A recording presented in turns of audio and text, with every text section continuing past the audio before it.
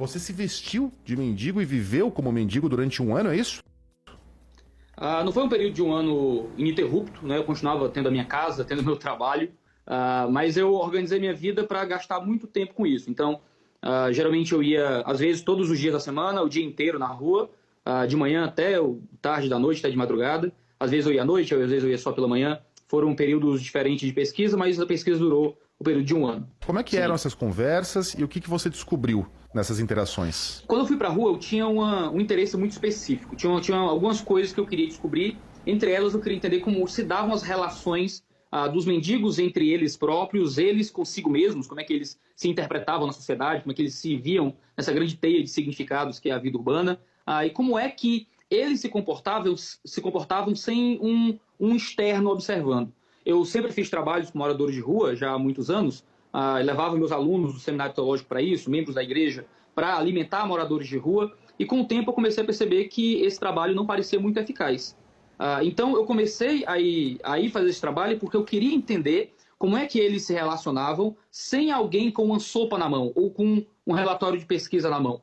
E por isso eu fui tentar me disfarçar, me infiltrar, não é? Fazer um tipo de etnografia meio esquisita, academicamente talvez não tão bem aceita, mas certamente muito instrutiva para entender como é que eles se relacionam. Eu descobri uma coisa do trabalho, de que, na verdade, a vida de mendicância, por mais que possua um bom número de pessoas vivendo assim, que realmente são necessitados de fato, o livro tem o seu 5º capítulo só para discutir quem são os verdadeiros miseráveis na rua, eu percebi que existe toda uma grande comunidade de parasitas da miséria que se aproveitam da boa vontade das pessoas para viverem uma vida que a gente às vezes não acredita, mas que é mais confortável do que a vida do trabalhador que está na escala inferior do mercado de trabalho. Mas quem são esses parasitas? São os próprios moradores de rua?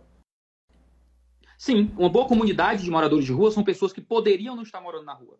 Conversei com uma miríade de pessoas que dormem na rua, mas possuem casa para morar. E dormem na rua porque preferem ali estar, tanto pelo que aquilo significa socialmente para eles, em termos de relacionamento, quanto pelo fato de que existem pessoas os alimentando ali.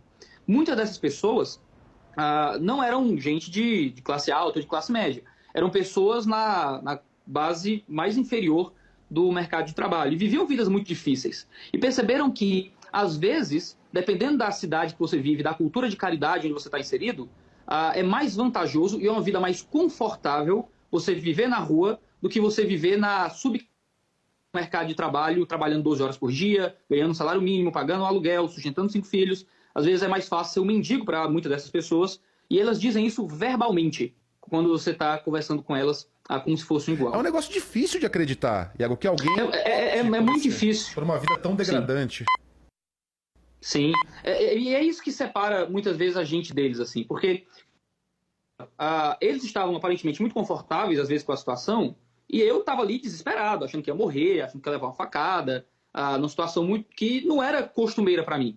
E com o tempo eu comecei a perceber que, se você estiver disposto a abrir mão de certos fatores que para a gente são tão importantes, como higiene, responsabilidade, conquista, propósito, progresso, privacidade, são fatores, são elementos que nos definem, em parte, como seres humanos.